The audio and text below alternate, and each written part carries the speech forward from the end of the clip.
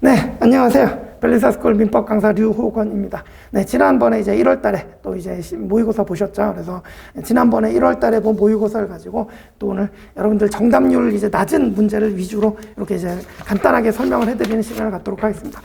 자, 그래서 이제 1번 가시면 1번은 뭐 정답률은 높았는데 1번의 3번 지문에 이제 2022년 최신 판례 중에 우리 아시다시피 이제 관습상 법정지상권이 있는데 그거 이제 전원합의체에서 이거 폐기할까 뭐 이제 유지할까 이런 이제 전원합의체에서 다툼이 붙었었는데 유지 쪽으로 결론이 났습니다. 그래서 여러분들도 그냥 요거 그냥 알아두시라고 한번 봐두시라고 이렇게 이제 지문 하나 만들어 놨습니다. 그래서 관습상 법정지상권은 전원합의체 판결에서 이제 유지 쪽으로 결론이 났기 때문에 여태까지 공부해 오시던 대로 열심히 이제 관습상 법정지상권 공부해 주시면 됩니다. 되셨죠? 그죠? 자, 그 다음에 이제 2번 보시면, 2번은 이제 디귿번 지문인데, 디귿번 지문은 요거는 이제 나름 중요한 것 같아요. 이거 이제 나올 수 있을 것 같아서, 이것도 이제 2022년 판례인데, 보시면, A은행이 있고, 그 다음에 갑이라는 사람이 있고, 이제 을이라는 사람인데, A은행에 갑이 이제 예금 채권이 있죠. 그죠? 근데 이제 1억 원의 예금 채권이 있었는데, 이거를, 원래는 이제 다른 사람인 병한테 보내려고 그랬는데 잘못 보내갖고 을한테 보낸 거예요. 이걸 이제 차고송금 사례라고 합니다. 그죠? 차고송금. 병한테 보내려고 그랬는데 잘못해서 계좌를 잘못 찍어갖고 이제 을한테 보내버렸다. 그죠? 그러면, 이게 이제 부당이득 반환 문제 생기는 건 당연히 아실 겁니다. 그래서 이때 이제 잘 아시는 판례로, 요렇게 이제 을이, 그러니까 갑에 1억 예금 채권이 있었는데 차고송금 되니까 이번엔 을이 A은행에 1억 채권이 생기는 이런 결과가 되죠. 그죠? 그러니까 이제 을이 그만큼 이익을 얻었으니까 이때 이제 갑이 그죠? 수취 은행을 상대로 부당이득 반환 청구 못하고 차고송금 받은 수취인은 을을 상대로 부당이득 반환 청구 가능하다. 이게 여태까지 이제 있던 기본 판례입니다. 그죠? 그래서 기존 판례입니다. 그래서 을은 갑에게 이제 부당이득 반환을 해줘야 되는데 그죠? 어쨌든 이제 을이 부당이득 반환을 해주려면 사실 1억 채권을 그냥 이쪽으로 넘겨준다거나 그죠? 이러면 되는데 여기서 이제 이 은행이 좀 이상한 짓을 합니다. 무슨 짓을 하냐? 그래서 A은행이 이미 을에게 기존 대출 채권이 있었어요. 뭐 이것도 그냥 편의상 1억이라고 해보면. 근데 이제 A은행이 을한테 돈을 받아야 되는데 을이 무자력이었고 돈을 못 갚고 있던 상황이에요. 그죠? 무자력이었던 상황이에요. 무자력이었던 상황이에요. 그런데 갑이 잘못 보내갖고 은행에 대해서 1억 채권이 딱 생기니까 A은행이 이때다 싶어가지고 요 대출 채권하고 요 1억 채권을 상기를 해버립니다. 그죠? 그러면 이제 누가 손해를 보냐면 갑이 이제 손해를 보고 왜? 잘못 보내면 을은 갑에게 돌려줘야 되는데 이 돌려줄 돈을 채권을 갖다가 A은행이 상기해서 없애버리면 누가 피해를 봅니까? 갑이 피해를 보죠. 그죠? 그래서 이때 이제 A은행의 요 상계권 행사 요거를 우리 판례가 이제 권리 남용이라고 보게 됩니다. 그죠? 중요한 판례가 되셨죠. 그죠? 그래서 디귿번 보시면 송금은행이 차고송금을 이유로 거래은행을 통해서 수취은행의 직급 송금액의 반환을 요청하고 수취인도 송금은행의 차고송금에 의해서 수취인의 계좌에 입금된 사실을 인정해서 수취은행의 반환을 승낙하고 있다. 그러니까 이제 분명히 이제 을은 잘못 왔으니까 돌려줘라 그랬단 말이죠. 그죠? 돌려줘라 그랬는데 A은행이 안 돌려주고 그냥 이때다 그러고 이거 상계해서 없애버려. 이해가시죠? 그냥? 그러면 수취은행이 수취인에 대한 대출채권 등을 자동채권으로 해서 수취인 계좌에 착오로 입금된 금원 상당의 예금채권과 상기하는 것은 송금 의뢰인에 대한 관계, 누구? 갑에 대한 관계. 갑에게 이제 손해가 나잖아요. 그래서 송금 의뢰인이 갑에 대한 관계에서 신의 측에 반하거나 상기에 관한 권리를 남용하는 것이다. 맞는 판례가 됩니다. 되셨죠? 그죠? 자, 이렇게 보시고 이제 넘어가시고 4번 가보실게요. 4번. 일단 뭐 정답률이 좀 낮은 지문 문제들하고 그다음에 이제 최신 판례 좀 말씀드리고 싶은 거 그런 거 이제 위주로 말씀드릴게요. 그래서 이제 4번은 이제 5번 보시면 되는데 4번에 5번 보시면 이것도 이제 간단하게 정리하시면 됩니다. 이건 뭐 그냥 지문대로 읽으면 되는데 민법 781조 6항 이건 이제 가족법 조문인데 자녀의 복리를 위해서 자녀의 성과 보훈을 변경할 필요가 있으면 자녀의 성과 보훈을 변경할 수가 있어요. 그래서 우리나라는 이제 기본적으로 이제 부의 성과 보훈을 따르게 돼 있는데 이게 이제 나중에 모의 자의 복리를 위해서 모의 성과 보훈으로 바꿀 수도 있단 말이죠. 그죠? 그러면 모의 성과 보훈으로 변경을 하면 이제 문제는 아시다시피 종중이죠. 우리 종중은 자연 발생적 촉종 종족 집단으로서 당연히 이제 성년이 되면 당연히 구성원이 되는데, 이렇게 모의 성과 번호로 변경되었으면, 당연히 모의 중중으로 이제 당연히 구성원이 됩니다. 그게 이제 판례로 나온 거예요. 그래서 모의 성과 번호로 변경되었을 경우에 성년인 자녀는 모가 속한 중중의 공동선조와 성과 번호를 갖추는 후손이 됐으니까 당연히 중중의 구성원이 된다. 되셨죠? 그죠? 그럼 이제 여러분들이 조금 궁금하실 게, 그러면 모의 중중에 들어가면 부의 중중에서는 어떻게 되냐?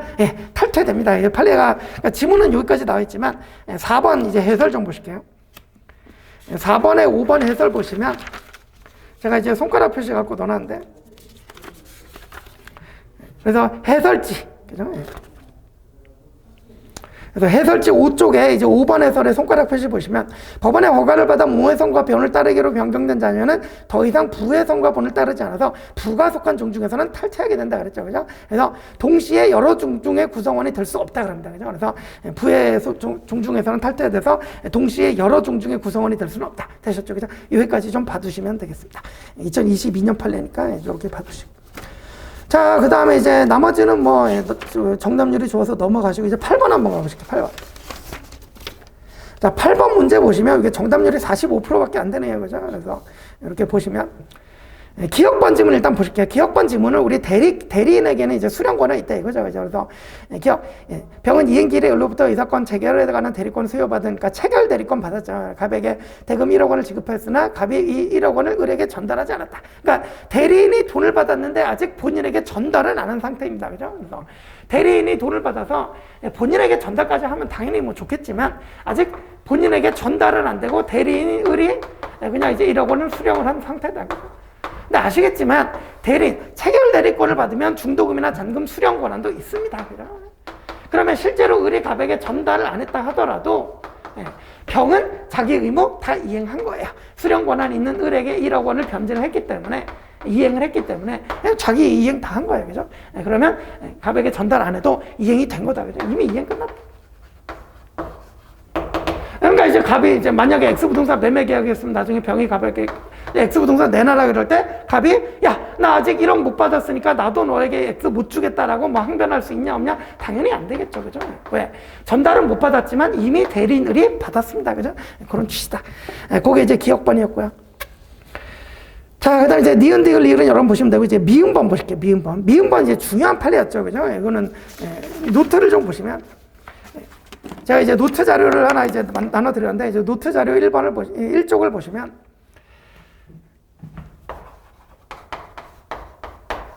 이렇게 이제 대리에서 계약을 체결했는데, 이제 매매 계약 같은 걸 이제 을이 대리에서 체결했죠. 그죠?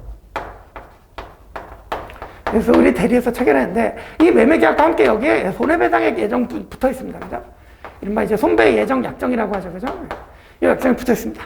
그런데 어쨌든 이 대리가 이제 예컨대 무권 대리였다 그러면 나중에 이제 병이 을에게 135조에 따라서 계약을 이행할 책임을 묻거나 아니면 이제 손해배상 책임을 물을 수 있죠. 그죠? 그래서 둘 중 하나 선택할 수 있는데, 만약에 병이 이제 이행을 선택했다. 그죠?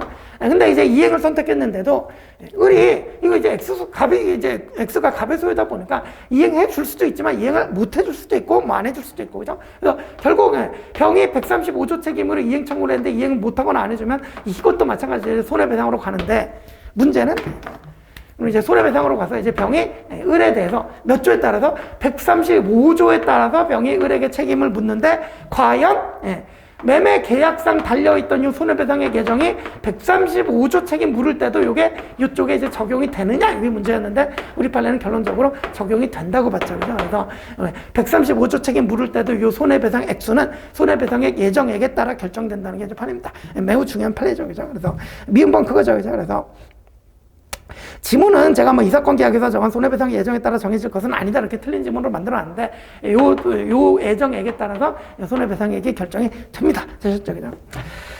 자, 그 다음에 9번 보시면, 자, 9번도 이제 여러분들 정답률 한 50% 정도밖에 안 돼요. 50% 정도밖에 안 되는데, 이게 이제 여러분들이 5번 지문이 이제 좀 어려웠던 것 같아요. 5번 지문이 정답이었는데, 제가 이거 이제 최신 판례 강의, 그러니까 이것도 이제 2022년 판례인데, 사실은 뭐 기존에도 있던 법리예요. 근데 2022년 판례가 나왔는데, 이거 이제 이렇게 잘못 생각하시면 틀리기 쉬워가지고 냈더니, 아니나 다를까 여러분들이 많이 틀리셨어요. 그죠? 그래서 이제 5번부터 보시면, 법률행위가 강행법규에 위반돼서 무효가 되는 경우에 그 법률행위가 다른 법률행위 요건 구비하고 이제 쌍방이 위와 같은 무효를 알았다면 다른 법률행위라는 것을 의혹할 수를 인정될 때 무효행위 전환 얘기하는 거예요. 그래서 민법 138조에 따라 다른 법률행위 효력을 가질 수 없다 그랬는데 과연 강행법규 위반일 때 무효행위 전환이 안 됩니까?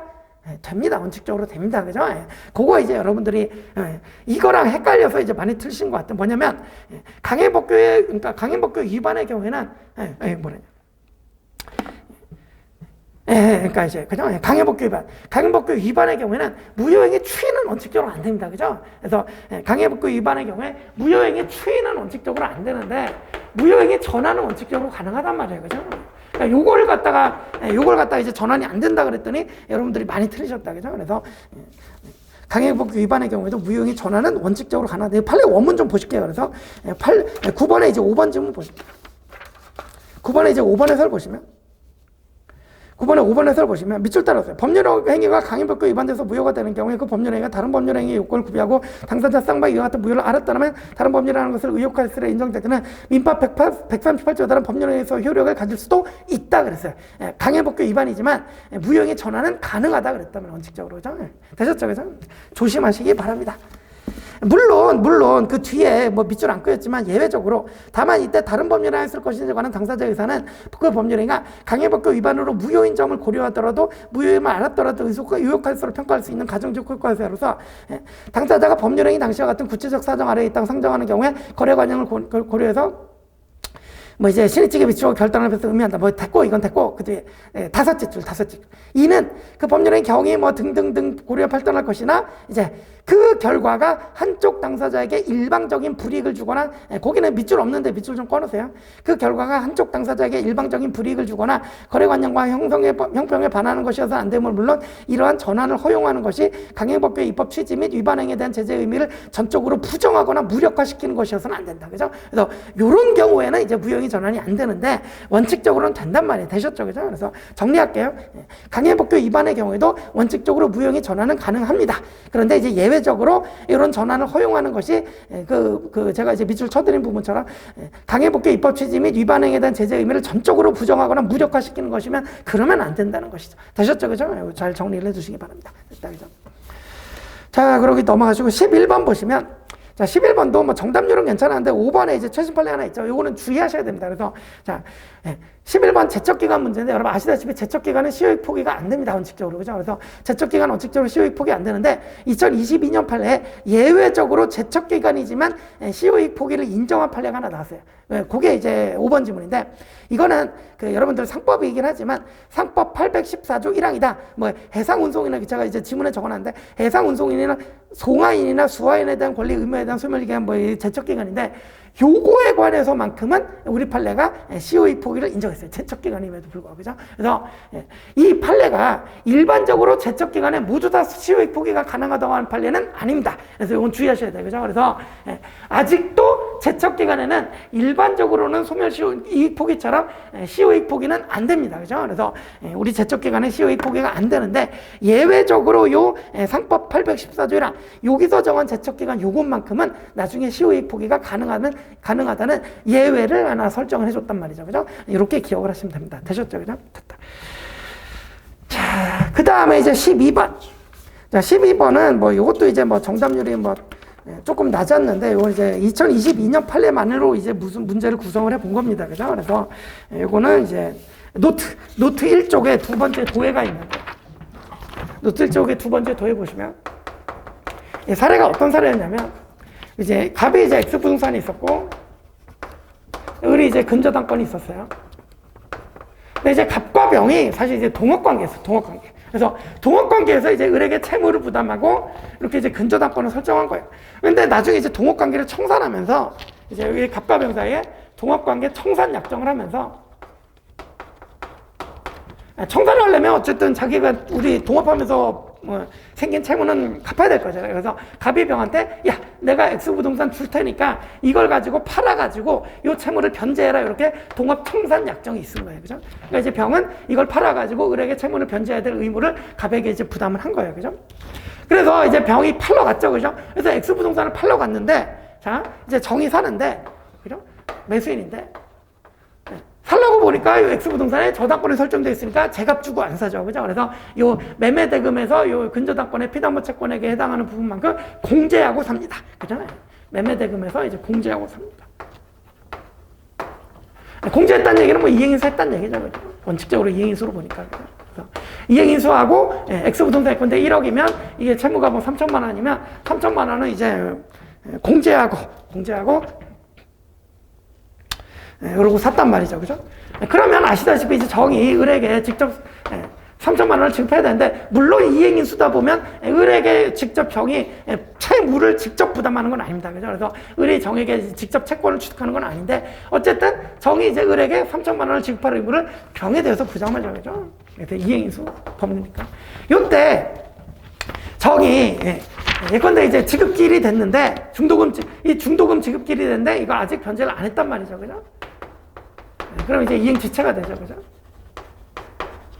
이행지체가 되면 이제 손해가 생길 텐데, 요 사안에서 이제 중요한 포인트는 뭐냐면, 정은 지금 병에게 의무를 부담하는데 지금 이행지체에 빠졌죠. 그러면 병이 이제 손해를 보게 되는데, 이 손해가 과연 무슨 손해냐? 그리고 손해가 언제 현실화되냐? 이런 문제인데, 이 병이 얻는 손해가 정이 돈을 안 갚았다고 바로 병이 금전적인 손해가 바로 생기는 게 아니에요. 무슨 손해가 생기냐? 채무를 부담하는 손해만 생기는 거예요. 요 판례가 요즘 많이 나옵니다. 그래서 병에게 손해가 생겼는데, 손해가 바로 직접적으로 금전 손해가 아니라 그러니까 보세요. 병은 갑에게 약정해가지고 X를 팔고 갚기로 약정을 했는데, 병이 이 기껏 팔았는데 요거를 이제 채무를 변제를 못하면, 그러면 병이 또 갑에게 손해배상 채무를 부담. 이해가시죠? 그죠? 요게 바로 요 병의 손해가 된다. 이해가시죠? 그죠? 그래서 정의 불이행으로, 채무 불이행으로 해서 병이 손해를 입는데, 그 손해가 당장 얼마의 손해, 뭐 금전의 손해 난 게 아니라 병이 갑에게 또 다른 채무를 부담하게 되는, 이해가시죠? 그죠? 병이 갑에게 또 다른 채무를 부담하게 되는 요런 손해를 입었단 말이에요. 그래서 우리 판례가 이렇게 채무를 부담하는 거를 손해로 입었을 때는 이 채무가 확정적인 것이어야 비로소 이제 병의 손해가 된다. 그럽니다. 그죠? 되셨죠? 그죠?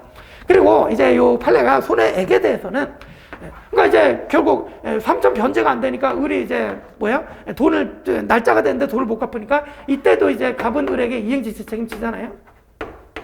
그러니까 근데 뭐 이자도 붙고 뭐 지연손해금도 붙고 이런 것들이 막 붙어요. 그죠? 그죠?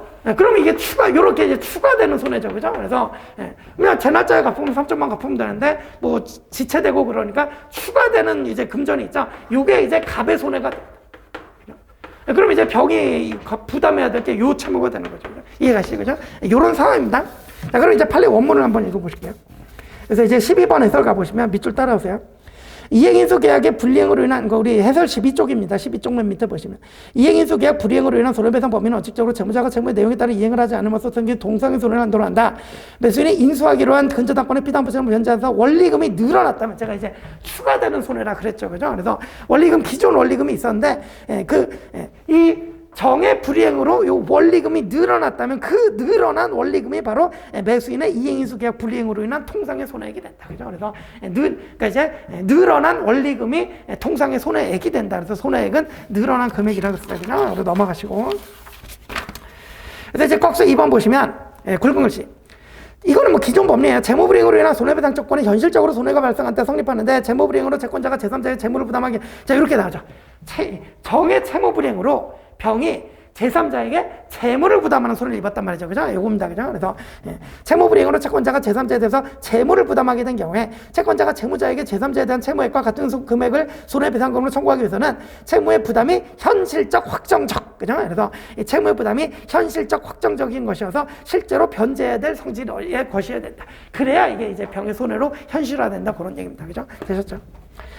자, 그래서 이제 꺽쇠 3번이 요 지금 제가 보여드린 사례 요거예요. 그죠? 이렇게 이제 보시면 됩니다. 그죠? 그래서 그럼 이제 이 손해가 언제 현실적으로 발생하냐?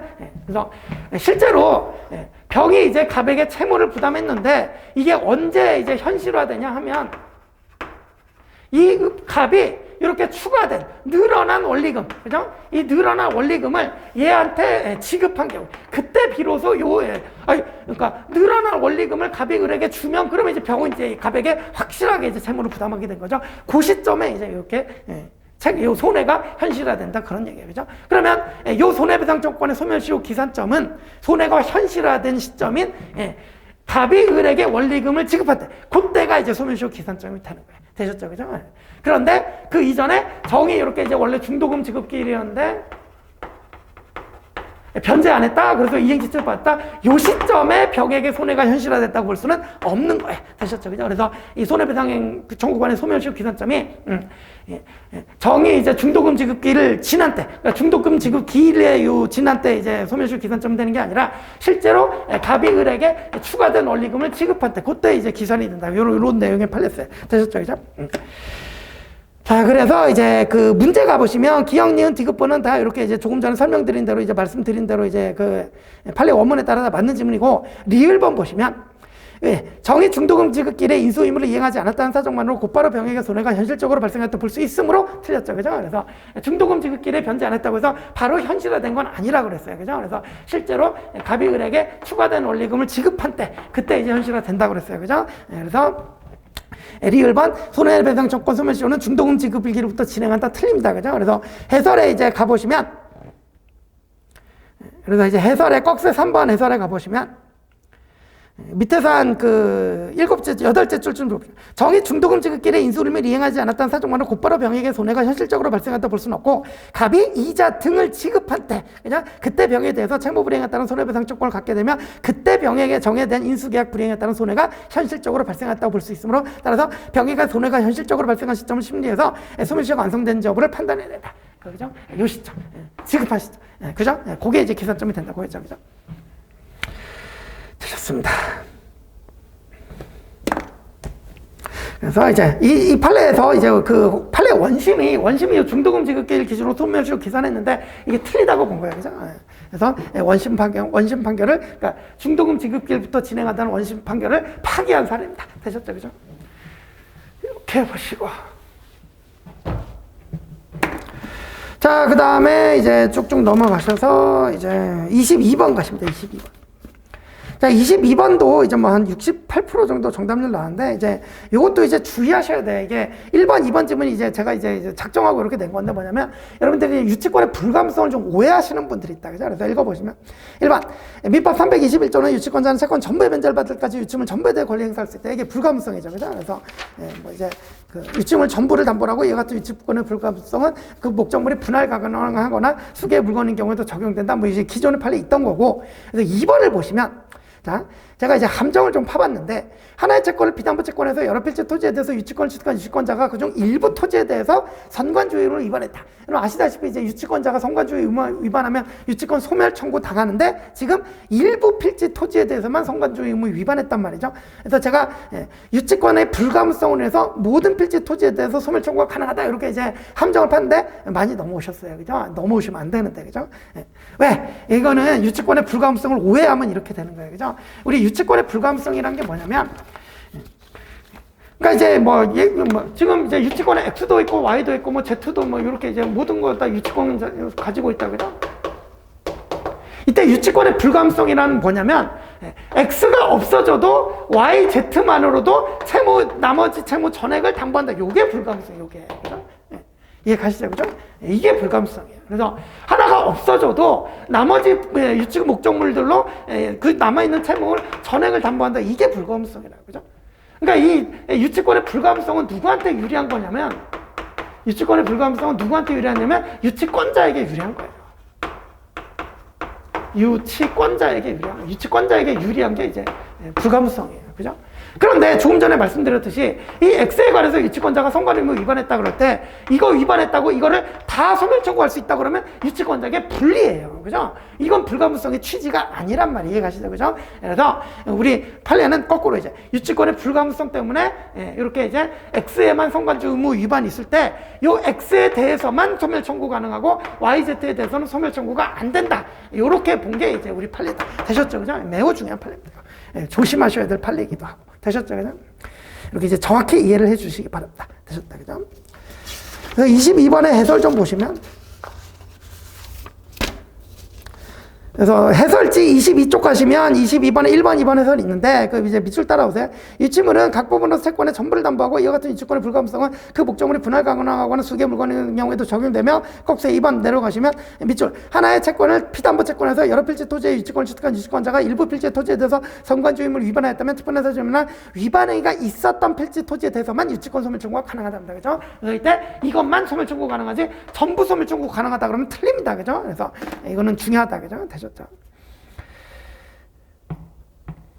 그래서 왜 그러냐? 로마자 1번에 나와 있잖아요. 조금 전에 말씀드렸지. 여러 필지의 토지에 대해서 유치권이 성립한 경우에 유치권의 불가능성으로 인해서 각 필지의 토지는 각각의 하나씩이 전부로 전액을 나머지 채무 전부 담보하는 거예요. 그죠? 그래서 각 필지의 토지는 다른 필지의 토지와 관계없이 피담보 채권의 전부를 담보한단 말이에요. 그죠? 예, 이해가시죠? 그죠? 그래서 만약에 유치권자가 일부 토지에 대한 점유를 상실해도 나머지 필지 토지에 대해서 피담보 채권의 담보를 위한 유치권이 존속합니다. 그죠? 그래서 이 소멸 청구 말고 만약에 유치권자가 이 점유를 상실했다고 볼게요. 예, X 점유 상실 하면 X에 대해 유치권 소멸하죠. 그죠? 그럼 남아있는 채무, 남아있는 목적물들이 나머지 전액 담보한단 말이에요. 그죠? 이거는, 성관주의무 위반한 경우에도 똑같단 말이에요. 이해가시죠? 그죠? 되셨죠? 그래서 같은 취지에서 일부 필지에 대한 유치권자의 선량한 관리자 주의 위반을 이유로 유치권 소멸 청구가 있는 경우에도 그 위반 필지 토지에 대해서만 소멸 청구가 허용된다. 이것만 소멸 청구가 허용된다. 되셨죠? 그죠? 그 다음에 24번 가시는데 24번도 보니까 뭐 54% 정도밖에 정답률 안 나왔네요. 그래서 24번 가보시면. 자, 24번은 이제 1번, 2번, 3번, 4번 이게 전부 다 이제 2022년 판례인데 뭐 이제 내용은 뭐 기존 판례 내용도 있고 그래요. 그래서 어쨌든 이제 이것도 이제 그 문제 말고 요거는 해설지로 한번 바로 봅시다. 그래서 해설지 24쪽에 가셔서 이제 해설 보시면 일단 꼭세 1번인데 여러분 이제 우리 맨날 보는 게 모두 채무자 소유거나 아니면 하나는 채무자 소유인데 하나는 이제 물상보증 소유다. 이런 사례 많이 보셨죠, 그죠? 그런데 지금 이 사례는 모두 물상보증 소유입니다. 여러분 아시다시피 이제 모두 채무자 소유면 이제 368조가 적용이 되죠, 그죠? 그래서 배당할 때 이제 20배당에도 이제 20배당에도 이제 그러니까 동시배당하면 비례해야 되고 20배당에도 이제 후순위자 저당권 후순위자 대위권 생기고, 그죠? 이게 이제 368조다, 그죠? 그래서 모두 채무자 소유인 때는 요 이제 368조가 적용이 되는데 아시다시피 이제 하나는 채무자 소유고 하나는 물상보증인 소유면 368조 적용 안 되죠, 그죠? 적용이 되는데 모두 채무자 소유는 368조 적용이 되는데 하나는 채무자 소유고 하나는 물보증 소유면 적용이 안 되죠, 그죠? 이제 문제는 이거야. 모두 물상보증인 소유다. 이때도 적용됩니다, 그죠? 그래서 이때도 368조가 적용된다는 게 지금 22년 판례 태도예요, 그죠? 그래서 이제 꼭지 1번 보시면 공동저당이 설정된 복수의 부동산이 같은 물상보증인 소유에 속하는 그중 하나의 부동산의 후순위 저당권이 설정되는 경우에도 부동산 대가만이 배당되는 때는 어차피 물상보증인끼리도 지들끼리도 가입비례 하기 때문에 그래서 이제 모두 채무자인 경우하고 상황이 비슷해진단 말이죠, 그죠? 그래서 똑같이 368조가 적용된다 이런 취지입니다. 되셨죠? 자, 그 다음에 이렇게 이제 지금 이제 갑과 을 이렇게 있는데 지금 이제 병이 물상보증인이죠. 그래서 지금 요 X도 Y도 둘 다 이제 물상보증인 소유란 말이에요, 그죠? 여기다가 이제 공동저당 갖고. 이럴 때 만약에 Y만 뭐 정한테 넘어갔다 그러면 정은 이제 재산 취득자 되는데. 요때 이제 예컨대 X부동산에 1번은 이제 갑의 공동저당권이 1번 갑이 이렇게 공동저당권자지만 여기 2번에 뭐 후순위 저당권자 무가 있었다 그러면, 그죠? 그래서 차근차근 볼게요. 그래서 조금 전에 말씀드렸듯이 둘 다 물상보증인 소유에는 368조가 적용이 된다 그랬죠. 그러면 만약에 굳이 갑이 이제 이쪽에서만 전부 다 변제받아 갔다 그러면 이 밑에 있는 무는 이쪽으로 대위가 가능하죠, 그죠? 그래서 둘 다 물상보증인 소유인 경우에도 368조 적용된다 그랬으니까, 그죠? 만약에 X가 먼저 배당받아서 갑이 다 가져가고 이제 무가 못 받았다 그러면 이쪽으로 대위가 가능합니다, 그죠? 둘 다 물상보증인 소유일 때. 이때 만약에 Y가 이제 저한테 넘어갔다. 그래서 제3취득자 나왔다. 그러면 달라집니까? 안 달라집니까? 왜? 자, 아시다시피 이제 물상보증인하고 제3취득자 간에도 이렇게 이제 물론 이제 부기등기 문제가 있는 그런 거 차치하고 어쨌든 얘네들끼리도 대위하게 되면 가입비례 합니다. 그러니까 이제 여전히 물상보증인 소유로 남아있던 경우나 제3취득자한테 소유권이 하나가 이제 제3취득자한테 소유권이 넘어간 경우나 어쨌든 가액비를 하기 때문에 이때도 이제 무의 지위는 바뀌지 않습니다. 그래서 여전히 이제 제3취득자를 상대로도 대위가 가능하게 되겠죠, 그죠? 요게 이제 그 뒷부분입니다. 그래서 해설 꺽쇠 1번의 여섯째 출전 보면 이 경우 공동서정이 설정된 부동산이 제3자에게 양도돼서 소유자가 다르게 되더라도 482조 2항 354호에 따라 각 부동산 소유자는 어차피 가액비례해서 변제자대 할 수 있기 때문에 후순위 저당권자의 지위는 영향을 받지 않는다 그랬죠, 그죠? 그래서 제가 괄호 안에 이렇게 이제 소유자가 바뀌어도 소순위 저당권자는 여전히 대위에서 저당권 행사할 수 있다 이렇게 이제 해설을 써놨죠, 그죠? 되셨죠? 자, 되셨다. 그래서 이제 요게 이제 2번 지문까지 나와 있는 거고요. 자, 그 다음에 이제 좀 사례를 바꿔서 우리 3번 지문은 여러분 이제 그 하나는 채무자 소유고 하나는 물상보증 소유일 때 이거 기존의 법리니까 이제 여러분 당연히 다 아시는 내용이고 이제 4번 지문을 볼 건데 이제 4번 지문도 중요합니다. 그래서 병소유 XY가 있었어요. 그죠? 그래서 또 이제 이렇게 물상보증인 둘 다 소유였다. 그죠? 그러면 요 둘 다 물상보증인 소유인 경우에는 이 무의 지위가 이제 이렇게 이제 대위할 수 있다고 그랬고, 그랬죠, 그죠? 근데 이번에 특수한 사례가 나온 게 뭐냐면, 이번에 요 X 부동산이 을에게 채무자에게 소유권이 이전이 돼버릴 거예요. 그러니까 보세요. 이 사건이 이 4번 지문 사안이 재밌는 게, 처음에는 둘 다 물상보증인 소유였는데, 나중에 X가 채무자한테 소유권이 이전돼서 요 사례가 돼버린 거예요. 이해가시죠? 그죠? 그래서 처음에는 둘 다 물상보증 소유였는데 하나가 소유권 채무자에게 이전이 돼갖고 요 사안이 돼버린 거예요. 결과적으로. 자, 그러면 이제 무의 입장에서 보면 요럴 때는 대위할 수 있었는데 만약에 처음부터 채무자 소유 물상보증 소유였다 그러면 이거 대위 못하잖아요. 그죠? 대위 못하잖아요. 그러면 무의 입장에서 처음에 물상보증인 소유였다가 나중에 채무자 소유로 바뀌었다는 이유로 대위를 못하게 된다 그러면 억울하죠. 그죠? 그래서 우리 판례가 이때는 결과적으로 하나는 채무자 소유, 하나는 물상보증인 소유가 됐지만 여전히 무는 대위할 수 있다 그랬습니다. 그죠? 중요하겠죠. 그죠? 그래서 4번. 그러니까 이제 요거 이제 지문은 4번이고 이제 판례 보시면 해설지 25쪽 가시면 꺽쇠 3번 보실게요. 같은 물상보증인을 소유하는 복수의 부동산에 공동저당이 설정되고 그중 부동산의 후순위 설정된 다음에 그 부동산이 채무자에게 양도됨으로써 채무자 소유 부동산과 물상보증 소유 부동산에 대한 공동저당권이 설정된 상태가 돼버렸다. 상태에 있게 되었다. 이렇게 결론적으로 이렇게 돼버렸다. 그죠? 이럴 때는 물상보증인의 변제자 대위는 후순위 저당권자의 지위에 영향을 주지 않는 범위에서 성립한다. 그래서 결과적으로 이제 X는 채무자 소유가 돼버렸고 Y는 이제 물상보증인 소유가 됐으니까 기존의 법리에 따르면 물상보증인이 이쪽에서 다 가져가면 물상보증인 이쪽으로 이거 변제자 대위하고 그러면 후순위 저당권자고 물상보증인 붙으면 물상보증인이 이기는 게 기존의 법리였잖아요. 근데 이 사건은 처음부터 채무자 소유가 아니었기 때문에 물상보증 소유였다가 이제 나중에 채무자 소유 부동산이 된 거기 때문에 이때는 물상보증인이 무보다 먼저 못 받아가고 무가 받아갈 거 남겨놓고 가져가야 된다. 요게 결론인 거예요. 되셨죠? 그죠? 그래서 계속 읽어보시면 이때 물상보증인의 변제자 되는 후순위 저당권자 지위에 영향을 주지 않는 범위에서 성립한다. 이게 중요한 거예요. 되셨죠? 그죠? 그래서 이는 물상보증인으로부터 뭐 부동산을 양수한 제3취득자가 대위하는 경우도 마찬가지다. 되셨죠? 그죠? 되셨다. 그 다음에 이제 넘어가시고 29번 가보신다. 29번. 자, 29번 가보시면 요것도 이제 요것도 한 60% 정도밖에 정답률 안 나왔는데 요 69번은 29번은 다른 지문은 다 여러분들이 익숙한 지문일 텐데 이제 디귿번이 생소하실 거예요. 디귿번이 이제 2022년 판례여가지고 그죠? 그래서 노트 1쪽에 맨 밑에 그림을 보시면 보험회사고 이제 환자고 요양기관입니다. 그러니까 여기서 이제 요양기관에 가서 치료를 받았어요. 그러니까 이제 치료비를 지급했죠. 그죠? 진료비 지급. 보험회사는 이제 진료비 지급했으니까 보험회사 가서 이제 보험금 받았겠죠. 그죠? 보험금 지급. 그죠?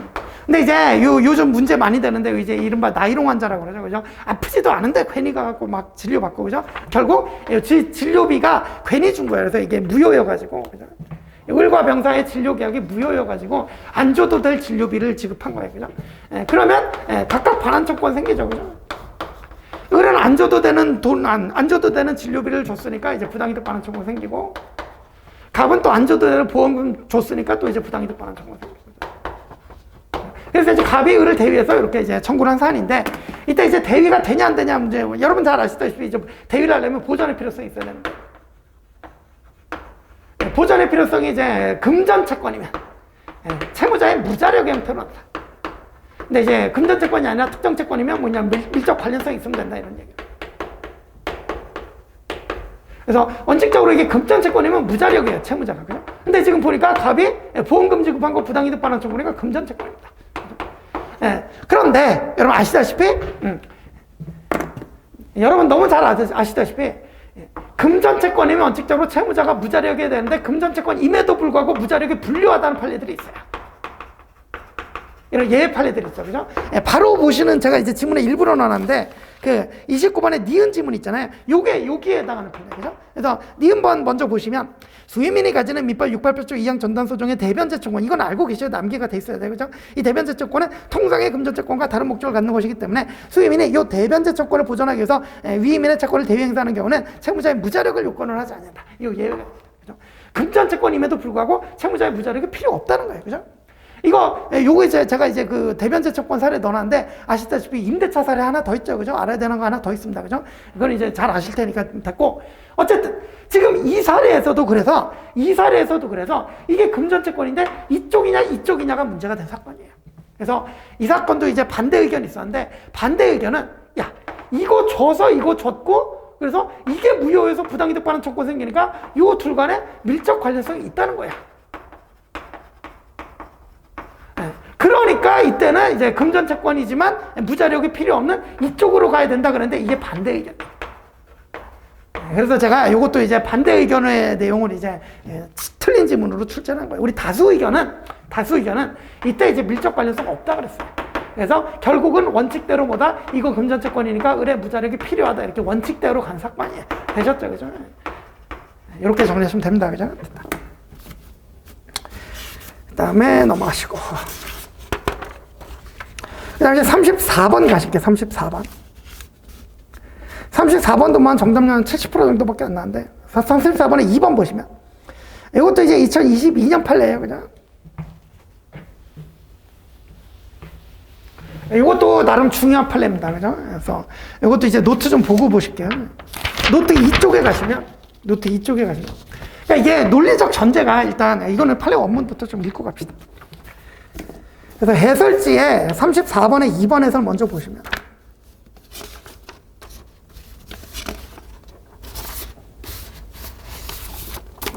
자, 34번에 2번 해설 보시면, 이거 다 중요한 내용이에요. 이행 불능 또는 이행 지체를 위한 법정의 채권은 채무자 채무 불이행에 대한 구제 수단으로 인정되는 권리다. 따라서 채무자가 이행해야 될 본래 채무가 이행 불능이냐 이로 계약을 하지 않으면 이행 불능의 대상이 된 채무자의 본래 채무가 유효하게 존속하고 있습니다.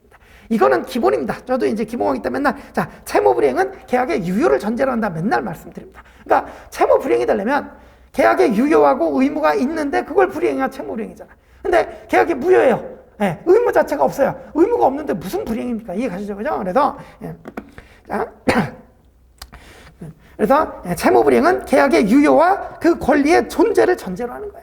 권리가 없으면, 의무가 없으면 불이행도 없다, 그런 취지죠. 그죠? 그래서 이제 오른쪽 보시면, 밑줄 26쪽에 해설지 36쪽의 맨 위를 보시면, 본래 채권이 시효로 인해서 소멸했다.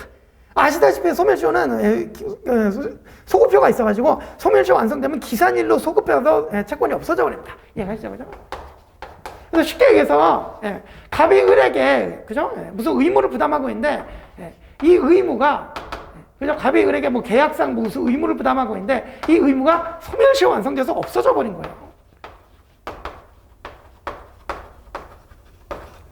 소급적으로, 그죠? 기산일로 소급해서 소멸시효 완성해서 이 의무가 소급적으로 없어져 버린 거예요. 없어졌는데 의무 이행해야 돼요? 안 해도 되죠, 그죠? 이해 가시죠, 그죠? 그래서 의무가 없어졌으니까 당연히 이행 안 해도 됩니다. 그러니까 갑이 을에게 이행을 안 해도 이게 불이행이 될 수가 없어요. 불이행이 될 수가 없어요. 그러니까 해제도 원칙적으로 안 되는 거예요. 그런 얘기입니다. 그래서 계속 읽어보시면, 본래 채권이 시효로 인해서 소멸했다면 채권은 기산에 소급해서 더는 존재하지 않는 것이 돼서 채권자는 권리의 이행을 구할 수 없는 것이고, 이와 같이 본래 채권이 유효하게 존속하지 않는 이상 본래 채무의 불이행을 이유로 하는 계약 해지할 수 없답니다. 없다. 되셨죠? 그죠? 중요하다. 그죠? 결국 채무불이행에 따른 해제 의사표시 당시에 이미 채무불이행의 대상이 되는 본래 채권이 시효 완성돼서 소멸했다면 뭐 해제나 원상회복 청구 못한다는 건데, 자, 이것도 중요하지만 뒷부분도 중요해요. 그래서 제가 이제 노트에다 그림을 좀 그려놨는데, 여러분 이건 쉬워요. 보세요. 이때 소멸시효가 완성되고 이때 이제 불이행 사유가 있어요. 그리고 이때 이제 해제 의사표시하는 거예요. 여러분 이건 쉬워요. 이건 이미 완성돼서 없어지고 나서 불이행 사유 발생하고 해제 의사표시 됐으니까 이때는 당연히 해제 안 됩니다. 당연히 해제 안 돼요. 그죠? 근데 여러분들이 헷갈리는 게 뭐냐면, 그러니까 여러분 헷갈릴 수 있는 지점이 뭐냐면, 사례를 바꿔서 소멸시효 완성은 이때 됐는데 요 시점, 요 시점에 불이행 사유가 있었던 거예요. 물론 이제 해제 의사표시는 똑같이 있대요. 이제 여러분 헷갈리죠. 소멸시효 완성됐는데 불이행 사유는 이미 이 소멸시효 완성되기 전에 있었다? 그러면 이거는 나중에 해제할 수 있는 거 아니냐? 이런 식으로 이제 착각을 일으킬 수 있는데, 우리 판례는 이때도 해제가 안 된다고 그랬어요. 그죠? 이게 이제 중요한 포인트죠. 이걸 주의하셔야 돼요. 그죠? 그래서 우리 판례는 그러니까 이 불이행 사유가, 불이행이 소멸시효 완성 후에 있었든지 전에 있었든지 상관없다. 뭐가 기준이다? 해제 의사표시가 기준. 그래서 해제 의사표시가 완성 이후에 있었으면 불이행 사유가 후에 있었든 전에 있었든 상관없이 전부 다 해제가 불가능하다. 요겁니다. 그죠? 요게 이제 중요하다. 그래서 해설 계속 보시면. 그래서 해설, 그리고 2번 해설, 36쪽에 2번 해설 밑에서 이제 다섯째 줄 굵은 글씨 다시 읽어보시면, 결국 채무불이행에 따른 해제 의사표시 당시에 이미 불이행의 대상이 되는 본래 채권이 시효 완성되어서 소멸했다면, 다음 밑줄 채권자는 채무불이행 시점이 본래 채권 시효 완성 전인지 후인지를 불문하고 해제권이나 원상회복 조건을 행사할 수 없다 그랬다. 되셨죠? 그죠? 이게 불이행이 뒤에 있는지 앞에 있었는지 불문하고 해제 의사표시 기준으로 완성 후에 있었으면 해제 원상회복 안 됩니다. 되셨죠? 그죠? 됐다. 중요하겠죠? 그죠?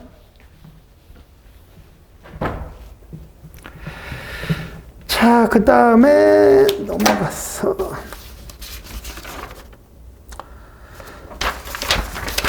자, 그 다음에 요거는 5번 지문도 보셔야 돼요. 그래서 34번에 5번 지문도 보시면, 34번에 5번 지문도 2021년 판례인데, 요거는 우리 지난주에 봤던 변호사 시험에도 또 이제 나왔던 중요한 판례예요. 그죠? 그래서 뭐 어렵진 않습니다. 그래서 34번에 이제 5번 해설 읽어보시면,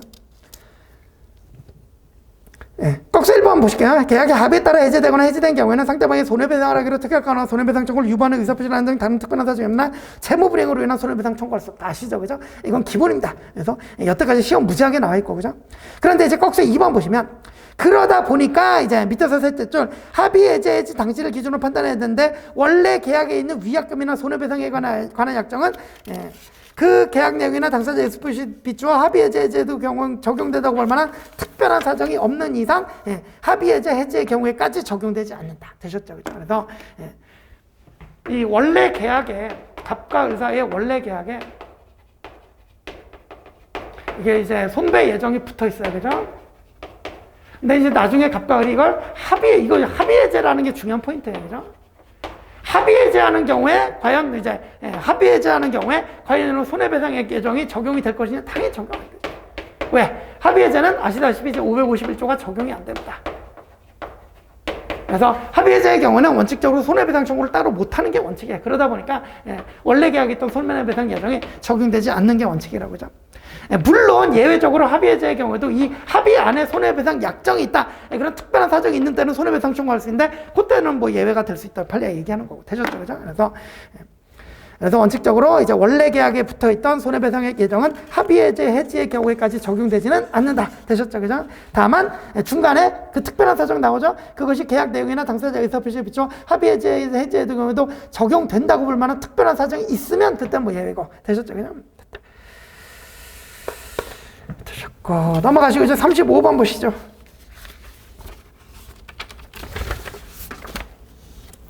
자, 35번 보시면 2번 지문하고 3번 지문 좀 보실게요. 요거 이제 중요합니다. 그러니까 35번에, 자, 이제 35번이 증여인데, 제가 지금 증여 문제를 2번, 3번, 4번, 5번이 전부 다 22년 판례예요. 그래서 2022년에 증여 판례가 이제 많이 나왔기 때문에 올해 시험에 이제 증여가 유력합니다. 그래서 증여 계약은 좀 잘 보시고 들어가시기 바랍니다. 그죠?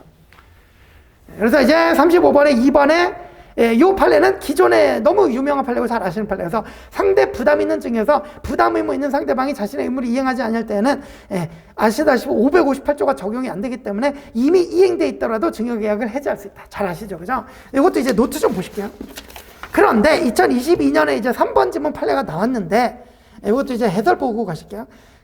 해설지 37쪽에 35번에 3번 해설 보시면 자, 부담부 증여에도 민법 3편 2장 2절, 즉 증여에 관한 일반 조항이 그대로 적용되므로 증여 의사가 서면으로 표시되지 않은 경우에 각 당사자는 원칙적으로 555조에 따라 부담부 증여 계약을 해지할 수 있다. 그래서 너무 주의하셔야 될 게, 그죠? 기존 판례가 있고 지금 22년 최신 판례가 있는데 이 기존 판례는 둘 다 이제 부담부 증여는 맞아요. 둘 다 부담부 증여는 맞는데 이것도 부담부 증여, 이것도 부담부 증여는 맞는데 해제의 사유가 달라요. 이 기존 판례는 부담부 증여인데 부담 의무 불이행을 이유로 이걸 이유로 해제를 하는 거예요. 이때는 우리 아시다시피 서면에 의한 정의도 아니고 망은행위도 아니고 그렇기 때문에 558조 적용 안 된다고. 그래서 이미 뭐 이행한 거에 대해서도 해제를 할 수 있다 이렇게 가는 거예요. 그죠? 그런데 부담부 증여라도 부담 의무 불이행으로 해제하는 게 아니라 서면에 의하지 아니었다는 이유로, 그죠? 서면이 아니었다는 이유로 해제하는 경우에는 이때는 558조가 당연히 적용이 돼야죠. 이해가시죠? 그죠? 그래서 이것도 이제 정답률이 무지하게 40%밖에 안 나왔는데 이것 때문에 헷갈린 거예요. 제가 일부러 그래서 요 2번 지문하고 3번 지문을 헷갈리시라고 이렇게 붙여갖고 출제를 한 거예요. 그죠? 헷갈리지 마시라고.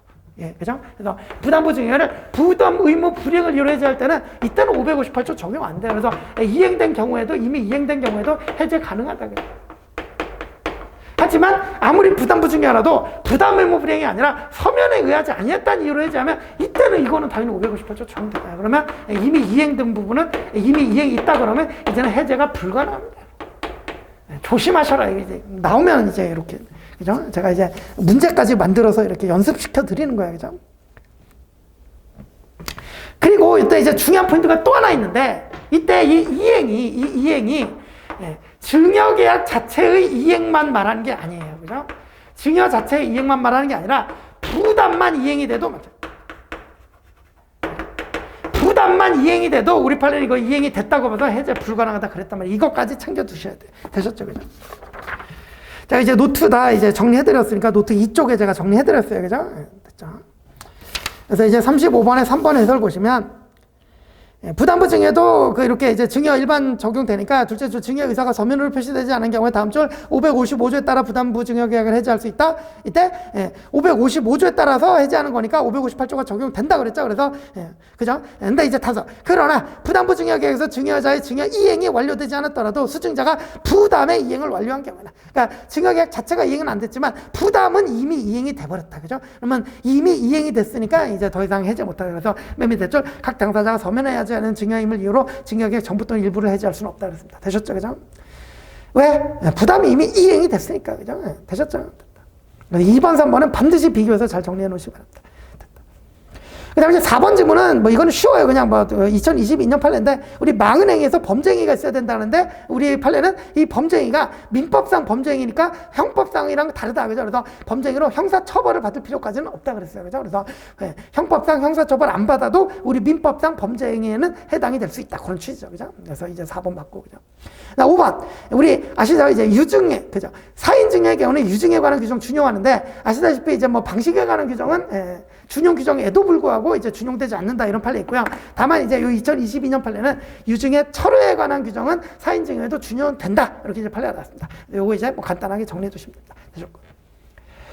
자, 그다음에 36번 보시면 36번도 이제 정답률이 58% 정도밖에 안 되는데 이제 일단 2번 보시면 2번을 아직도 이제 정리가 안 되신 분들이 계신 것 같아요. 그래서 오답률이 아직도 2번을 많이 찍으셨는데, 자, 2번은, 그러니까 이제 지상물 매수 채권은 원칙적으로 조문은 기간 만료에 의한 경우에 이제 지상물 매수 채권 생긴다 규정이 돼 있어요. 근데 기간 만료 이외에도 해지 통고에 의한 경우에도 해지 통고에 의해서 임차권이 소멸한 경우에도 우리 지상매수 조건 인정해 주는 게 판례고, 특히 원래 지상매수 조건은 첫 번째 계약갱신을 청구하고 안 되면 2차로 이제 지상매수 청구로 가는 건데, 우리 해지 통고의 경우는 어차피 임대인이 해지 통고했다는 얘기는 이미 갱신 거절한 의사표시가 그 안에 들어있어요. 그래서 이 해지 통고의 경우에는 1차로 계약갱신 청구, 2차로 지상매수 청구, 이게 아닙니다. 그래서 해지 통고의 경우는 1차로 계약갱신 청구 안 하고 바로 지상매수 청구로 들어갈 수 있어요. 그게 이제 좀 중요한 포인트죠. 그죠? 그래서 2번 질문, 해지 통고에서 임차권이 소멸한 경우에는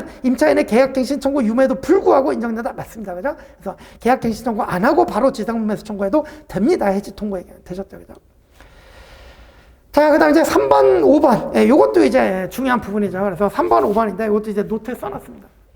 그래서 노트 이쪽에 3번, 4번이지. 3번, 4번. 그죠? 36번에 3번, 4번. 노트 이쪽에 보시면 이게 타인 물건을 임대한 거예요. 그래서 이게 갑이 소유자인데 이거를 소유자도 아닌 을이 이제 임대를 해버린 거예요. 임차인. 그럼 이제 임차인이 지상물매수 청구를 해야 되는데 이쪽으로 지상물매수 청구를 할 것이냐? 아니면 이쪽으로 할 것이냐? 이런 게 문제가 되는 거죠. 그죠? 그런데 이게 판례가 요 갑에 대해서 청구해봤던 게 이제 2017년 판례가 나왔고요. 그 다음에 을에 대해서 청구해본 게 이제 또 이제 2022년에 판례가 나왔어요. 그죠? 근데 이때도 부정하고 이때도 부정했습니다. 결론! 그래야 결론. 이 임차인은 이게 자기 소유가 아닌 건물을 임대했을 때는 그죠? 임대인이 아닌 소유자죠. 얘한테도 지상물매수 청구 못하고 소유자가 아닌 임대인에게도 지상물매수 청구 못한다. 이렇게 결론이 났어요. 그죠? 그래서 여러분들이 그러면 불쌍한 임차인은 어떻게 하냐? 저한테 물어보지 마시고요. 판례가 그렇다고 했다. 그죠? 그래서 여러분들이 이제 이 판례가 이렇게 나오면 이 판례를 그대로 받아들이셔야 돼요. 그죠? 되셨죠? 그래서 이제 36번에 4번 해설 보시면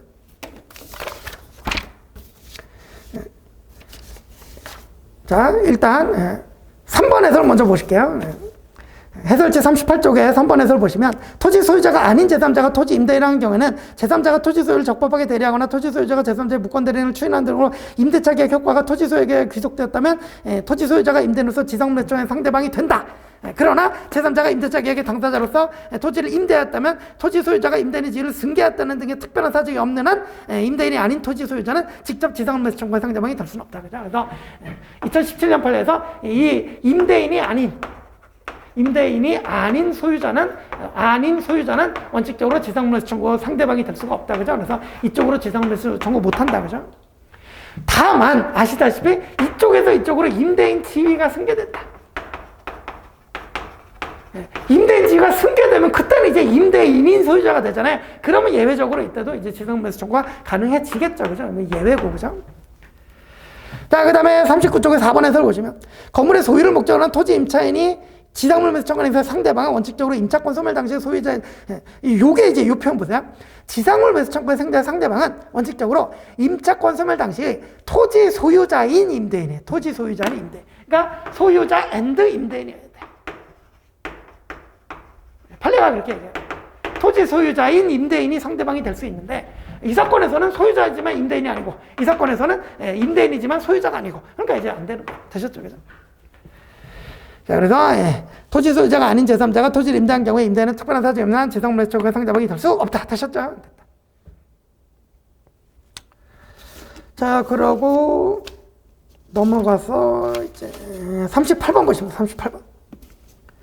자, 38번도 이제 정답률 40% 정도밖에 안 나왔는데, 우리 1번은 2021년인데 뭐 간단하죠. 그래서 조합원의 710조 이제 조합원의 업무 재산 상태 검사권이 있고, 이 검사권 안에는, 그러니까 이제 이때 각 조합원은 언제든지 조합의 업무 및 재산 상태를 검사할 수 있다라고 조문이 있는데, 710조 조문이 있는데, 요 검사권 안에는 서류를 열람 등사할 청구권이 포함된다. 그죠? 이런 판례가 간단하게 나왔고, 그죠? 그 다음에 이제 중요한 게 2번이죠. 그죠? 2번 제가 이제 함정을 팠는데 아니나 다를까 많이 빠지셨어요. 그죠? 그래서 2번이 틀린지면 틀린지, 그죠? 그래서 아시다시피 조합은 해산이나 제명이나, 그죠? 이 공동사업 경영이 목적이기 때문에 그냥 뭐 단순히 상호 간의 불화 대립이다. 그죠? 서로 싸워가지고 더 이상 같이 식당을 운영할 수가 없다. 요 정도 사정만 있어도 해산이나 제명이 인정이 됩니다. 그죠? 그래서 우리 그 38번의 2번 지문 보시면 조합원의 제명은 정당한 사유가 있는 때 한해서 조합원의 일치로 결정한다 그랬는데, 정당한 사유가 있는 때라면 공동계약에서 정한 의무를, 조합원이 동업계약에서 정한 의무를 이행하지 않거나 조합원분을 집행하면서 부정행위를 경우같이 특정 조합원에게 명백한 규칙 사유가 있는 경우가 한정된다 그랬는데 틀립니다. 명백한 규칙 사유가 있는 경우 한정되는 게 아니라 서로 간에 불화 반목이 생겼다. 그러면 이제 인정이 됩니다. 그죠? 그래서 판례 원문을 좀 보실게요. 38번의 2번 해설 보시면, 민법상 조합에서 조합원의 제명은 정당한 사유가 있는 때라서 다른 조합원이 일치로 결정한다. 이때 정당한 사유가 있는 때라면 다다음 줄 특정 조합원에게 명백한 규칙 사유가 있는 경우는 물론이고, 다음 줄 조합원들 사이에 반목 불화로 대립이 발생하고 신뢰관계가 근본적으로 훼손돼야 다음 줄 원만한 공동 운영을 기대할 수 없는 경우도 포함된다 그랬죠. 그죠? 그래서 요거 조심하시기 바랍니다. 그죠? 자, 그 다음에 3번, 4번은 뭐 2021년 판례인데 여러분들 읽어보시면 충분히 아시는 뭐 증명 책임 좀 암기를 하셔야 될 부분이죠. 그죠? 그 다음에 이제 38번의 5번 지문이 2022년 판례인데, 우리 조합 채무는 아시다시피 조합원에게 합의적으로 귀속이 되죠. 이때 조합원 중 1인이 조합 채무를 면책시키면, 그러니까 조합원 중 1인이 한 명이 이제 다 갚아버리면 구상권이 생길 텐데, 우리 판례가 이때 이 구상권의 근거를 연대 채무 구상권의 근거를 이제 근거를 들었어요. 그래서 거기 보시면 민법 425조 1항에 따라, 여기 이제 연대 채무 구상권이거든요. 그죠? 요 1항에 따라 425조 1항에 따라 구상권을 행사할 수 있다 그랬다. 되셨죠? 그냥 또 간단하게 정리하시면 됩니다. 자, 그 다음에 39번 부당이득 옳지 않은 거 찾아라 1번. 자, 이것도 이제 요거 매우 중요한 판례죠. 그죠? 이것도 이제 기존의 판례가 좀 충돌되는 판례가 있었는데, 이걸 우리 22년의 판례가 해결을 해줬어요. 이거는 여러분들 문제 많이 푸셔서 잘 아실 거예요. 그래서 갑소유 토지 위에 을이 무단으로 신축합니다. 그죠? 그러면 이 상황만 놓고 보면 이 갑소유의 토지는 누가 점유하고 있는 거야? 우리 원칙적으로 토지의 점유는 건물 소유자가 합니다. 그래서 건물 소유자인 을이 지금 이 갑소유 토지인 X 토지를, 이 부지라고 하죠. 이 부지를 점유하고 있는 거고, 땅에 따라서 을이 무단으로 점유하고 있으니까 갑에게 부당이득 반환이 온 거예요. 이해가시죠? 그래서 이 사례에서는 아무런 문제가 없어요. 그래서 을이 이거 점유하고 있는 거고, 을이 갑에 대해서 부당이득 반환, 의무 부당. 근데 이제 문제는 을이 무단으로 신축했는데 이걸 병한테 매매를 했는데, 이게 이제 병이 이제 아직 미등기 상태다 보니까 미등기 매수인. 그래서 아직은 사실상 처분 권한밖에 없다. 그죠? 이거 이제 기출문제, 이제 2018년 변리사 기출문제 아시죠? 그래서 이 사안에서는 우리 판례가 점유는 병이 하고 있다 그러고 부당이득 반환 의무는 을이 진다 그랬었어요. 이게 이제 판례 내용이기도 했고 기출문제이기도 했어요. 그죠? 잘 아실 거예요. 많이 풀어보셨어. 그죠? 풀 때마다 좀 이상한 느낌을 받으셨겠죠. 그죠? 아니, 점유는 사실상 처분권자가 이 부지도 함께 점유한다 그래 놓고, 그죠?